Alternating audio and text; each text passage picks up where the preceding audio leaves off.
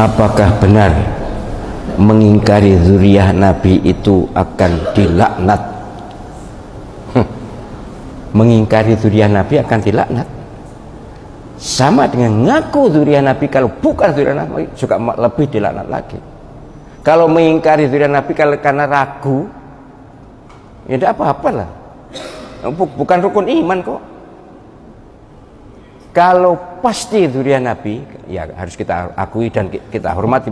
Tapi sebenarnya menghormati zuriyah itu bukan hanya zuriyah Nabi, semuanya. Hanya memang Nabi SAW ketika akan wafat titip keluarganya. Tapi siapa keluarga beliau, itu masalahnya. Dan sekarang diramaikan kan, diragukan berdasarkan ilmu ini diragukan. Ya sudah, kita tetap menghormati orangnya. Soal pengakuan zuriyah Nabi jangan dibesar-besarkan, membuat sombong. Apalagi kalau kita mendengar ceramah-ceramah orang yang ngaku keturunan Nabi tapi kemudian membuat hoax. 70 kiai tidak lebih terhormat dibanding satu Habib yang bodoh. Itu saya menonton videonya, tahu orang yang mengatakan. Jadi satu Habib bodoh lebih utama dibanding 70 kiai. Ini jelas terlaknat orangnya begini.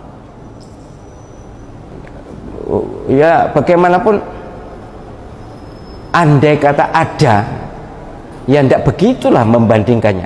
Bahwa keturunan Nabi itu malah dikomentari. Karena apa? Karena keturunan Nabi itu walaupun misalnya jadi gila misalnya, tetap keturunan Nabi. Sementara ulama atau kiai kalau jadi gila, ya hilang ulamanya, kiainya. Nguni analisisnya menangi dewi. Yang jelas saya tidak setuju, dan saya yakin orang waras tidak setuju. Kiai yang beneran ya, kiai yang kiai betul, yaitu kiai yang alim dan soleh, itu kiai. Keturunan siapapun. Jadi tidak benar ini kalau ada orang mengingkari zuriyah Nabi dilaknat, itu tidak. Apalagi kalau sudah tahu ternyata berdasarkan beberapa disiplin ilmu memang batal, ya sudah. Tapi jangan menghina, jangan mengejek, jangan melecehkan, jangan meremehkan. Kita hormati sebagaimana sebelumnya kita hormat. Teman-teman saya para habaib tetap saya hormati. Saya tidak mempermasalahkan dia nasab siapa, tidak pernah menanyakan begitu.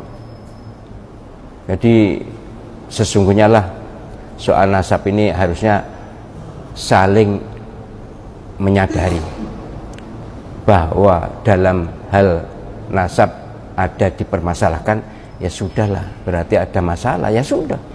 Jangan lalu keluar-keluar dengan segala macam sumpah serapah, apalagi kemudian muncul ajaran-ajaran khurafat itu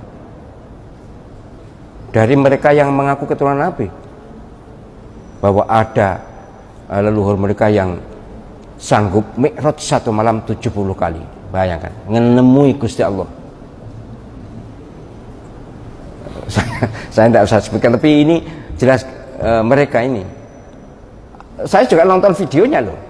Semua yang saya katakan ini saya bukan ngarang, memang ada videonya, dikirim oleh seseorang kepada saya, dikirim. Jadi mi'raj 70 kali satu malam. Nabi itu seumur hidup hanya satu kali. Ngomong apa itu? Tidak mungkin lah kita percaya. Kemudian ada leluhur mereka yang bangkit membentak malaikat munkar nakir. Malaikat munkar nakir karena menyiksa orang yang dikubur di sebelahnya Habib ini. Kemudian sambat mengeluh, rame berbeken. Ini bangkit. Malaikatnya dibentak Melayu. Tidak mungkin malaikat kalau kalah dengan orang alim, sealim apapun, kecuali Rasul, dan Rasul tidak mungkin membentak, itu tidak mungkin. Macam-macam ini yang dikirimkan ke saya, macam-macam. Tapi beginilah, saya menghimbau kepada para habaib yang selama ini disebut sebagai habib, ayolah turun tensi, rendah hati, Sudahlah, lapang dada, soal keturunan atau bukan keturunan itu tidak penting. Yang penting inna akramakum indallahi atqakum. Paling mulia di antara kalian adalah yang bertakwa, bukan keturunan atau bukannya, Arab atau bukannya, kulit hitam atau bukannya, dan seterusnya. Yang jelas umat Muhammad ini semuanya dimuliakan Allah SWT, manakala takarannya adalah taqwallah. Itu Al-Quran, dan begitu juga hadis Nabi sangat banyak ya. Wes soal habaib ini moga-moga selesai, walaupun makin rame ya, makin rame di sosial media. Dan saya sangat menghimbau pada saudara-saudara, teman-teman saya para habaib, ayolah turunkan tensinya. Dan setahu saya umumnya para sayyid, para syarif itu tidak cerita. Wali Songo setahu saya bukan Habib tapi Sayyid, keturunan Sayyidina Hasan. Ya, agak fanatik sedikit, makanya saya tidak setuju kalau tibaan itu Jadal Husaini, itu saya tidak setuju. Itu epeh. Jadal Husaini ngerti ya? Mbahnya Sayyidina Husain. Harusnya Jadal Hasan Husain. Sayyidina Hasan itu disudutkan oleh golongan Syiah itu. Tapi habaib ini bukan Syiah, ini lain. Tapi yang jelas memang Sayyidina Husain itu pujaannya Syiah ya. Bahkan sampai disebut-sebut dalam zikir mereka. Itu loh apa? Marhaban Jadal Husaini itu ya. Marhaban Jadal, mestinya Hasan Husain atau Hasanaini. Sayyidina Hasan dan Husain disebut Hasanaini. Apa jenis? Tes DNA saya ingin tes kok. Karuan mungkin Z mungkin ya. Pasti Z ya, gen apa? Apa jenis? Apa? Hablu grupnya kalau Nabi kan J1. Lah Pak Alawi itu G. Waduh wis, waduh banget. Menurut mereka loh ya, saya nonton di video. Lah saya itu mungkin Z. Pasti Z. Zahro ya.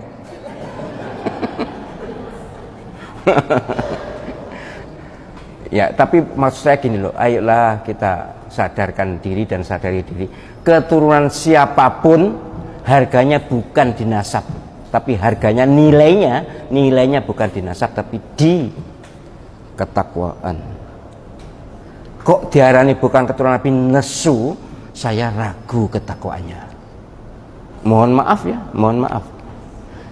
Diarani bukan keturunan Nabi terus nesu apa sih? Marah ya, marah kemudian mencak-mencak lalu provokasi, saya malah ragu. Iki lha apa? Ada apa ini? Orang ini ada apa?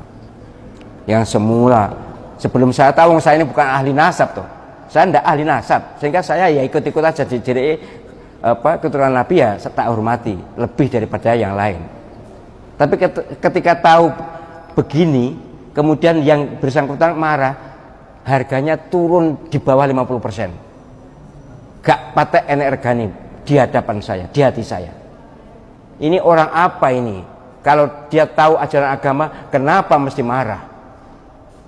Apa karena tidak dihormati lagi, tidak bisa cari, tidak bisa bogoki, apa bogoki mas? Ya memang saya ada cerita dan melihat dengan mata kepala waktu kecil itu.